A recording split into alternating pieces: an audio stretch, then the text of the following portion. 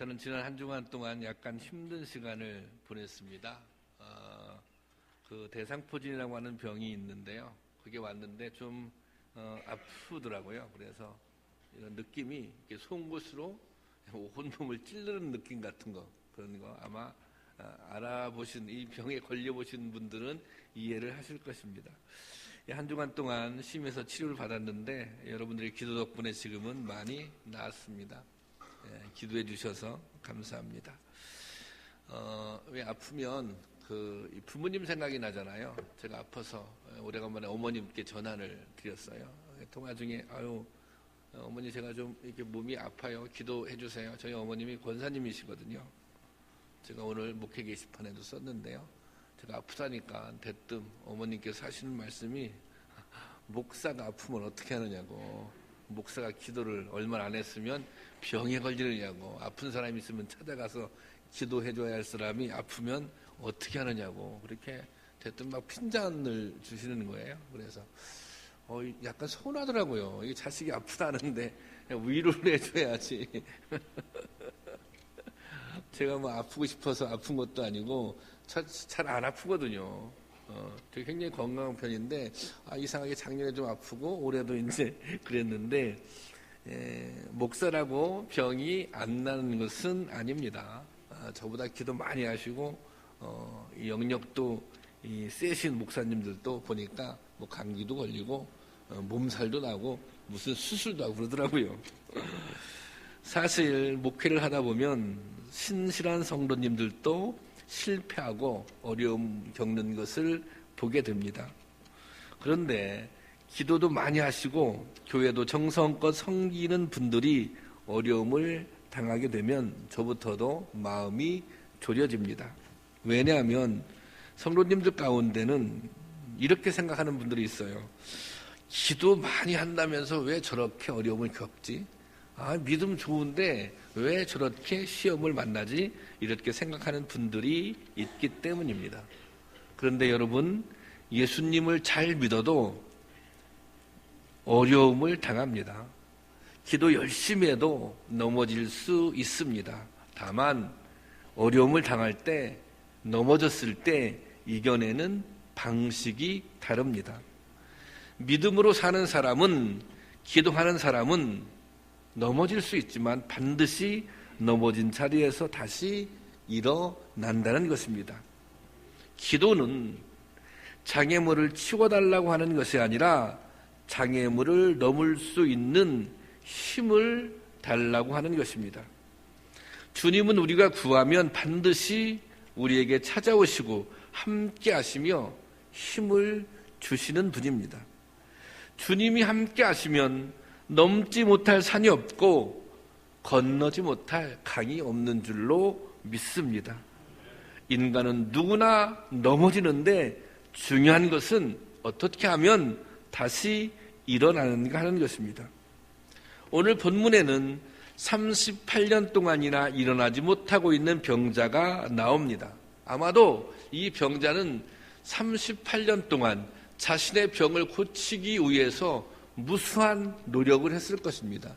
여러 가지 시도를 했을 것입니다. 하지만 병을 고치지 못했습니다. 그러니까 이 병은 현재 치료할 수 없는, 치료가 불가능한 병인 것입니다. 이 환자는 기적이 아니고서는 일어날 수 없는 사람입니다. 그런데 기적이 일어났습니다. 어느 날 예수님께서 찾아오셔서 일어나라 그렇게 명령하시니 그 환자가 일어난 것입니다. 오늘은 이 본문을 통해 일으키시는 주님의 은혜를 생각해보며 새 힘을 얻고자 합니다.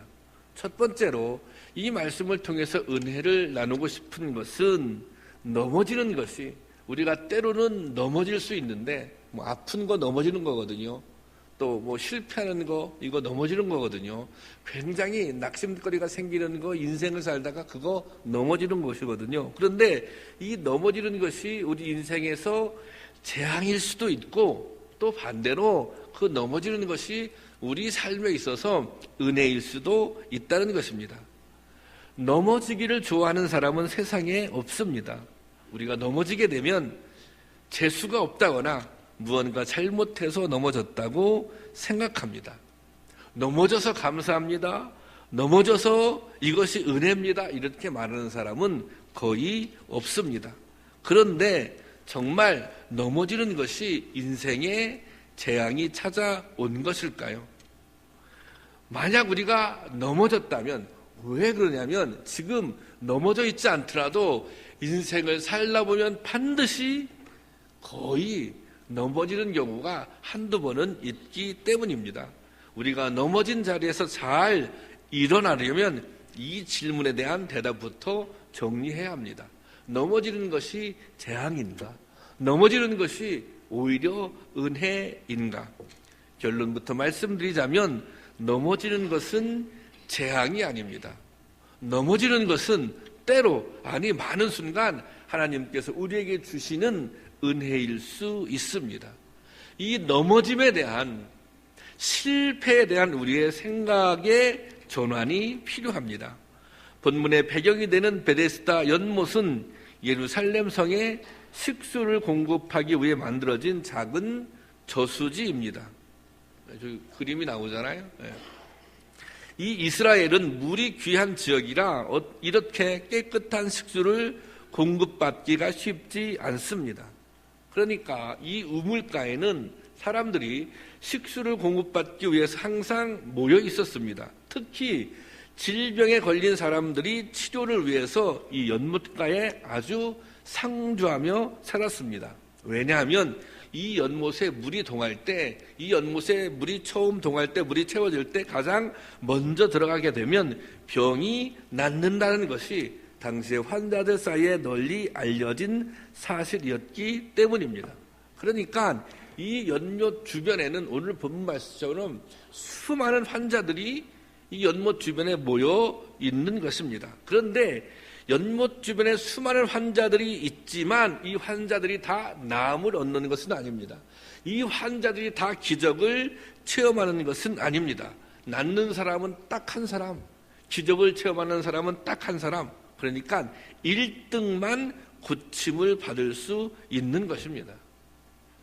왜 그런 표현 하잖아요. 1등만 알아주는 더러운 세상이라고. 그런 것처럼 여기는 1등만 필요한 것입니다. 1등만 병을 고칠 수 있어요. 1등만 기적을 체험할 수 있습니다. 그러니까 이 환자 같은 경우는 자기 몸 하나 제대로 가눌 수 없는 이 환자는 아무리 빨리 가도 1등할 수가 없는 거예요. 그러니까 사실 어떻게 보면 이게 무슨 기적의 우물이 아니라 이것은 다른 말로 이게 이제 절망의 우물입니다. 오늘 본문에 나온 38년 된 병자는 이 기적을 만날 가망이 없습니다. 왜 그렇습니까? 혼자 몸으로는 움직일 수 없기 때문입니다. 누군가 도와주어야 움직일 수 있는데 사람들은 이 환자를 거들떠보지도 않습니다. 당시 이스라엘 사람들은 병에 걸리는 것은 하나님께서 벌 주셨기 때문에 병에 걸렸다 이렇게 생각했습니다. 무슨 죄를 지었기 때문에 그 죄에 대한 재앙으로 하나님께서 벌을 주셨다 그렇게 생각했습니다. 그러니까 병자가 된 것, 장애가 된 것은 이 사람들이 죄값을 치른 것이다 이렇게 생각했기 때문에 그들을 긍휼히 여기지 않았다고 하는 것입니다. 그러니까 그때 당시에 의학이 발달하지 않은 시대에 병이 한 번 걸리면 대부분 사람들이 죽게 되는데 사실은 이 병 들어서 아픈 것 그 다음에 더 힘든 것은 이게 하나님이 우리에게 벌을 주셔서 고통받는다라고 하는 세상 사람들의 정죄, 세상 사람들의 손가락질까지 받으며 평생을 살아야 하니 병자들의 고통은 이만저만이 아니었습니다. 그런데 이런 생각에 병이라고 하는 것은 하나님의 징벌이다, 하나님의 심판이다 이런 생각에 정면으로 맞선 분이 계십니다. 누굽니까? 바로 예수님이십니다. 성경 말씀에 보면 요한복음 9장 2절 3절 다 함께 보겠습니다. 시작. 제자들이 물어 이르되 랍비여, 이 사람이 맹인으로 난 것이 누구의 죄로 인함이니까? 자기니까 부모님입니까? 자, 거기까지 여기 사람들이 물어보잖아요. 자, 이게 병이 들었어요. 근데 그때 당시에 통념은 뭐예요? 이게 죄 때문에 그렇다는 거예요. 그러니까 예수님께 물어보는 거예요. 도대체 이 사람은 누구의 죄 때문에 맹인이 된 것인가? 자신의 죄 때문에 맹인이 된 것인가? 부모의 죄 때문에 맹인이 된 것인가? 그렇게 예수님께 물어보는 거예요. 그래서 예수님의 대답이 뭡니까? 3절 시작. 예수님께서 대답하시되 이 사람이나 그 부모의 죄로 인한 것이 아니라 그에게서 하나님이 하시는 일을 나타내고자 하심이라. 그게 부모님 때문에가 아니고 그 사람 때문에가 아니고 누구 때문에? 무엇 때문에? 하나님이 하시는 일을 나타내고자 그렇게 됐다는 것입니다. 여러분, 이 말씀이 무슨 말입니까? 병에 걸린 것이, 장애를 갖게 된 것이 너희들이 생각하는 것처럼 죄 때문에 그렇게 된 것이 아니라는 것입니다. 그들이 고통을 겪고 평생 힘들게 살게 된 것은 무슨 잘못을 저질러서 그렇게 된 것이 아니라는 것입니다. 오히려 이 고통은 하나님의 일, 즉 하나님의 영광을 나타나기 위함이라 그렇게 말씀하십니다. 이것은 당시로서는 그야말로 혁명과 같은 말씀입니다. 모든 사람들이 깜짝 놀랄 만한 말씀입니다. 모든 사람들이 병에 걸린 사람들을 정죄하고 병에 걸리지 않은 나는 의인이라고 생각하는 교만한 마음을 가지고 살았기 때문입니다. 뿐만이 아닙니다. 예수님은 고통이 오히려 복이라고 말씀하십니다. 좀 길지만 이 본문을 함께 중요한 본문인데 읽어보겠는데요. 마태복음 5장 3절에서 12절 말씀. 마태복음 5장 읽겠습니다. 시작. 천국이 그들일 것이며 애통하는 자는 복이 있나니 그들이 위로를 받을 것이며 온유한 자는 복이 있나니 그들이 땅을 기업으로 받을 것이며 의에 줄이고 목마른 자는 복이 있나니 그들이 배부를 것이며 긍휼히 여기는 자는 복이 있나니 그들이 긍휼히 여김을 받을 것이며 마음이 청결한 자는 복이 있나니 그들이 하나님을 볼 것이며 화평케 하는 자는 복이 있나니 그들이 하나님의 아들이라 일컬음을 받을 것이며 의를 위하여 박해받는 자는 복이 있나니 천국이 그들의 것임이라. 나로 말미암아 너희를 욕하고 박해하고 거짓으로 너희를 거슬러 모든 악한 말을 할 때는 너희에게 복이 있나니 기뻐하고 즐거워라. 하늘에서 너희의 상이 큼이라. 너희 전에 있었던 선지자들도 이와 같이 박해하였느니라. 여러분 아멘이십니까? 사람들은 잘 먹고 잘 살고 평안히 살고 출세하는 것을 복이라고 생각합니다. 병이 없고 오래 사는 것을 복이라고 생각합니다. 그런데 예수님이 말씀하십니다. 가난한 게 복이다. 슬퍼하는 것이 복이다. 목마름, 굶주림, 의를 위해 박해를 받고 옥에 갇히는 것이 오히려 복이다. 그렇게 말씀하십니다. 이것은 옆에 수많은 사람들이 고통당하고 있는데도 그 고통은 하나님께 징벌을 받은 것이니 도와줄 필요가 없고 그저 오늘 나 건강하고 잘 먹고 잘 살면 되고 이것이 하나님께 복받은 것이라고 생각하는 사람들을 향한 통렬한 비판인 것입니다.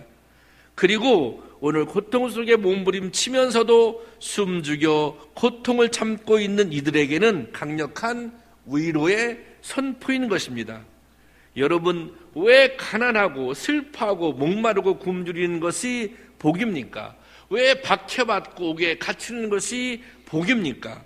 이 힘들고 고통스러운 상황을 통해서 하나님을 더욱 의지할 수 있기 때문입니다. 이 상황을 통해서 하나님을 찾고 하나님께 더욱더 가까이 갈 수 있기 때문입니다. 다시 말해서 고통이 하나님께로 다가가는 통로가 된다면 이 고통은 재앙이 아니라 하나님의 은혜라고 하는 것입니다. 우리가 때로 인생길에서 넘어지는데 그 넘어지는 것이 오히려 하나님을 찾고 하나님을 의지하고 하나님께 가까이 갈 수 있는 길이라면 그 넘어지는 것은 재앙이 아니라 복이라는 것입니다. 그 넘어지는 것이 재앙이 아니라 하나님의 은혜라는 것입니다. 여러분, 오늘 고통 가운데 계신 분이 있다면, 실패와 좌절 속에서 절망하고 계신 분이 있다면, 또 오늘 넘어져 울고 있는 분들이 있다면 더 이상 울지 마시기 바랍니다. 더 이상 절망하지 마시기 바랍니다. 그 고통을 통로로 삼아 주님을 찾고 주님을 만나고 주님께 더 가까이 간다면 그것이 복입니다. 그것이 은혜입니다. 이런 은혜가 저와 여러분에게 임할 수 있기를 축원합니다. 두 번째로 예수님께서 38년 된 병자를 찾아가셨습니다. 병자를 예수님께서 직접 찾아가셨습니다. 주님은 사람들이 손가락질하고 정죄하는 자들을 찾아가셨습니다. 무엇인가 죄를 지었으니 저렇게 고통받고 있는 것이다. 고통받는 것이 당연한 것이다. 이렇게 생각하는 사람들을 주님께서 찾아가셨습니다. 병자들과 장애가 있는 이들과 죄인이라고 손가락질 받는 세리와 창기들을 직접 찾아가서 그들의 친구가 되셨습니다. 오늘 본문을 보면 예수님이 베데스다를 찾아가셨습니다. 38년 된 병자의 기적은 그가 예수님을 찾아와서 일어난 기적이 아닙니다. 예수님께서 그를 찾아가셔서 기적을 베풀어 주신 것입니다. 베데스다는 히브리어로 베이트 헤스다라고 하는데요. 이것은 은혜의 집, 또 자비의 집이라는 뜻입니다. 그런데 사실 이곳에는 은혜가 없었습니다. 이곳에는 자비라고는 찾아볼 수 없었습니다. 이곳에는 치열한 경쟁만 있었을 뿐입니다. 그래서 경쟁에 탈락한 맨 처음에 그 물에 들어가지 못한 다른 모든 병자들은 희망을 잃고 죽음을 기다리고 있었을 뿐입니다. 그래서 이 베데스다 연못은 한 사람에게는 희망을 주지만 1등에게는 희망을 주지만 다른 모든 사람에게 절망이었다고 하는 것입니다. 에스파냐의 무릴로라고 하는 화가가 있는데요. 이분이 그림을 그렸습니다. 베데스다 연못가의 예수라는 그림을 그렸는데요. 이 그림을 보면, 이 그림을 이렇게 자세히 보면 이 환자가 누워 있습니다. 이 환자는 제대로 일어나지 못하는 모습입니다. 그리고 여기저기 다른 환자들이, 소망이 없는 환자들이 누워 있습니다. 그러니까 이게 어떤 의미냐면 저렇게 누워 있는 상태로는 예수님께로 갈 수가 없는 거예요. 왜? 일어설 수가 없으니까, 걸을 수가 없으니까. 그 주변에 그런 사람들이 여러 명 있다는 것입니다. 저들의 상태로는 예수님께 찾아갈 수가 없어요. 예수님을 만나러 갈 수가 없어요. 그러니까 예수님께서 그들을 어떻게 하셨어요? 찾아오셨다는 것입니다. 이것이 기가 막힌 사건입니다. 예수님께서 이들을 찾아오셔서 이들에게 먼저 손을 내밀어 주신 것입니다.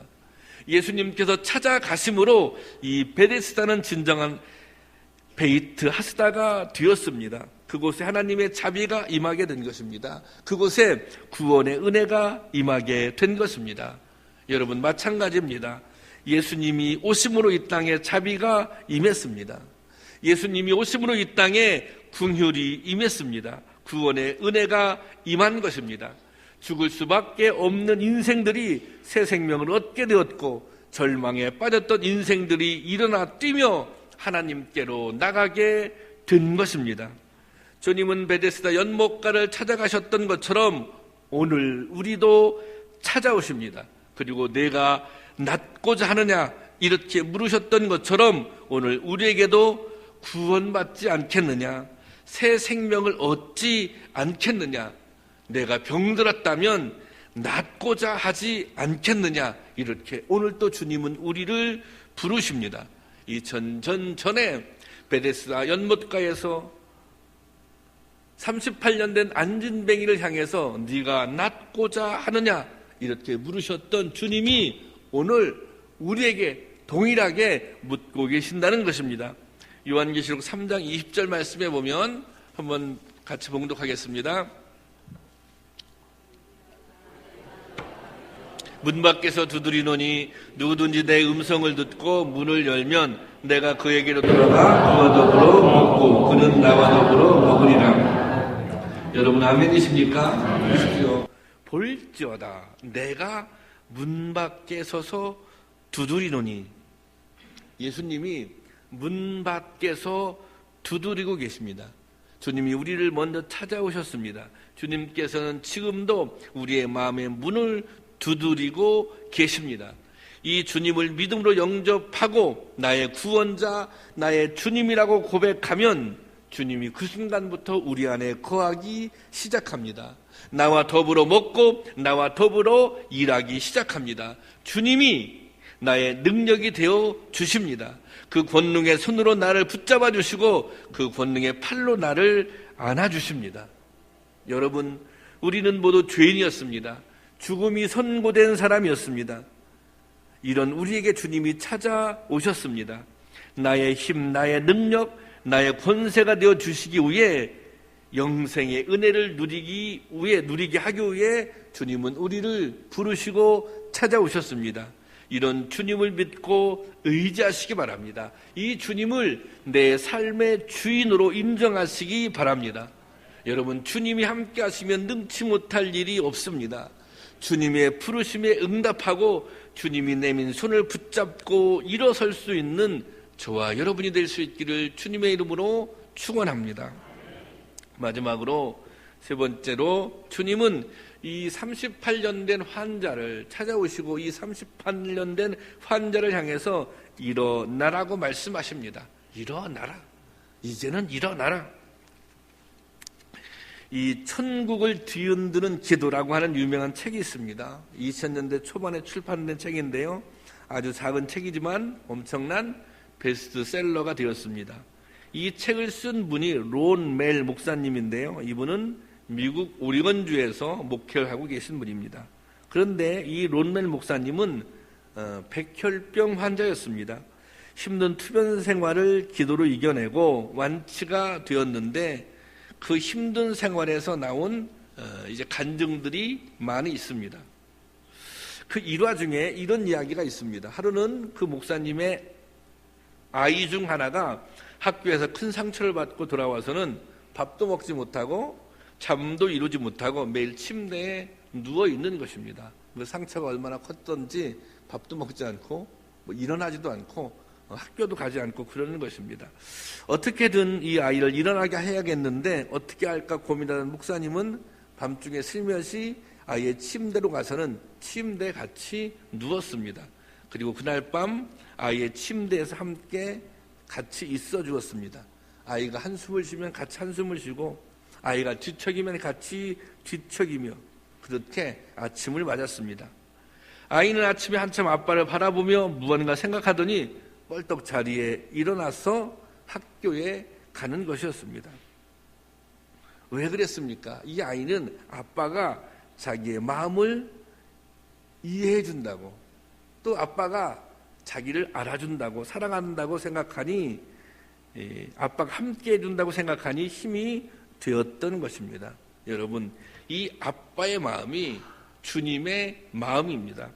주님은 우리가 넘어진 자리에서 일어나기를 원하십니다. 뿐만 아니라 넘어진 우리를 일으킬 수 있는 능력을 주님은 가지고 계십니다. 38년 동안 누워있던 병자를 일으킨 기적은 한마디의 말씀으로 이루어졌습니다. 주님은 병자를 향해 일어나 내 자리를 들고 걸어가라 이렇게 명령하십니다.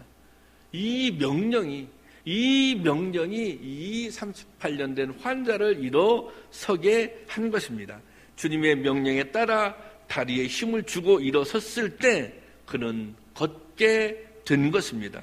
여러분, 이 놀라운 능력은 어디로부터 온 것입니까? 이 38년 된 병자 안에 숨겨진 능력이 있었던 것입니까? 아닙니다. 그 힘은 오직 예수 그리스도로부터 말미암는 것입니다. 살아있다고 하나 죽은 것과 다름없는 이 병자를 불쌍히 여기고 친히 찾아가서 일어나라고 명령하신 예수님의 능력이 그를 일으킨 것입니다. 그러므로 예수 그리스도를 만난 사람은 누구나 이 베데스다의 기적을 경험할 수 있습니다. 베데스다의 기적은 2000년 전 예루살렘에서 일어난 과거지사가 아니라는 것입니다. 오늘도 진정으로 예수님을 만나는 사람은 예수님을 만나서 일어나라는 음성을 듣고 믿음으로 몸을 일으켜 일어나려고만 하면 누구나 일어날 수 있다는 것입니다. 오늘 주님의 음성을 듣고 그 음성을 믿음으로 받아들이고 일어나려고 할 때 주님께서는 일어날 수 있는 능력을 주십니다. 주님은 오늘 또 지친 우리를 찾아오십니다. 절망하여 울고 있는 우리에게 찾아오셔서 우리의 고통을 이해하시고 위로하시고 손을 내미십니다. 사실 이 주님의 손길은 건강하고 힘있게 잘 나가고 있을 때는 별로 느끼지 못합니다. 그 귀중함을 깨닫지를 못합니다. 그러나 지치고 고나여 주저앉고 싶을 때 나를 부르시고 격려해 주시고 붙잡아 주시는 그 은혜가 얼마나 소중한지 깨닫게 됩니다. 나의 등 뒤에서라고 하는 유명한 복음성가가 있습니다. 이 찬양을 작사 작곡한 분은 최용덕이라고 하는 널리 알려진 그 찬양사역자죠. 최용덕이라고 하는 분입니다. 이분은 찬미예수라고 하는 그 책이 있잖아요. 전에 많이 불려졌던 그 찬미예수라고 하는 이 복음성가집을 만들어내신 분인데요. 직접 손글씨로 써서 만든 이 복음성가집이 있습니다. 바로 저 책입니다. 이분이 만드신 찬양들은 우리가 잘 알고 있는 낮엔 해처럼 밤엔 달처럼, 또 하나님 한 번도 나를, 그리고 하나님은 실수하지 않으신다네, 그리고 우리가 즐겨 부르는 나의 등 뒤에서입니다. 그런데 이 주옥 같은 찬양들의 배경에는 이런 사연이 있다고 합니다. 이분에게는 로아라고 하는 딸이 하나 있었습니다. 그런데 지난 2007년 이 딸이 하나님의 부르심을 받았습니다. 이 딸의 나이는 16살이었습니다. 뇌종양이라는 병에 걸려 6년 동안 투병생활을 하다가 숨을 거둔 것입니다. 이 고통스러운 시간, 딸이 뇌종양에 걸려서 고통당하고 있는 그 순간에 하나님 한 번도 나를 실망시킨 적이 없으시고와 같은, 또 하나님은 실수하지 않으신다네, 이런 주옥 같은 찬양들을 작사하고 작곡했다는 것입니다. 그리고 그때 나의 등 뒤에서라는 찬양도 만들어졌습니다. 나의 등 뒤에서 나를 도우시는 주, 나의 인생길에서 지치고 고나여 매일처럼 주저앉고 싶을 때 나를 밀어주시네. 일어나 걸어라, 내가 새 힘을 주리니. 일어나 걸어라, 내가 너를 도우리. 2절 보면 나의 등 뒤에서 나를 도우시는 주, 편안히 길을 갈 땐 보이지 않아도 지치고 고나여 넘어질 때면 다가와 손 내미시네. 일어나 걸어라, 내가 새 힘을 주리니. 지은이는 이 찬양 3절에서 이 3절을 보면 그 3절 일어나 걸어라 그 밑에 보면 이렇게 동그라미 2개 쳤잖아요. 누구누구야 일어나라. 이렇게 직접 본인이 그렇게 해놨어요. 그것은 뭐냐면 자신의 이름을, 이 찬양을 부르는 사람의 이름을 넣어서 부르라고 그렇게 한 것입니다. 나의 등 뒤에서 나를 도우시는 주, 때때로 뒤돌아보면 여전히 계신 주, 잔잔한 미소로 바라보시며 나를 재촉하시네. 재홍아 일어나라, 내가 새 힘을 주리니. 일어나 너 걸어라, 내 너를 도우리. 그가 죽어가는 딸 아이를 지켜보며 주저앉고 싶은 순간마다 주님의 음성을 듣고 새 힘을 냈다고 합니다. 그래서 모든 사람들이 그 음성을 듣고, 주님의 음성을 듣고 힘을 내기를 바라는 마음에서 그렇게 한 것이라고 합니다. 성도 여러분, 주님은 언제나 어제나 오늘이나 영원토록 동일하신 분입니다. 오늘도 주님은 우리를 향해서 일어나라고 말씀하십니다. 우리가 실망했다면 실망의 자리에서 일어나라. 우리가 시험 들었다면 시험의 자리에서 일어나라. 우리가 낙심했다면 낙심의 자리에서 일어나라.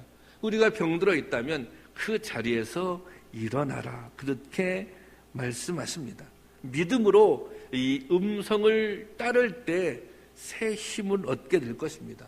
믿음으로 이 음성을 따를 때 치유의 역사, 회복의 역사를 경험하게 될 것입니다. 여러분, 일어나십시오. 걸으십시오. 뛰고 달리며 주님을 찬양하십시오. 나의 등 뒤에서 나를 도우시는 주님이 저와 여러분과 함께 하시기를 주님의 이름으로 축원합니다.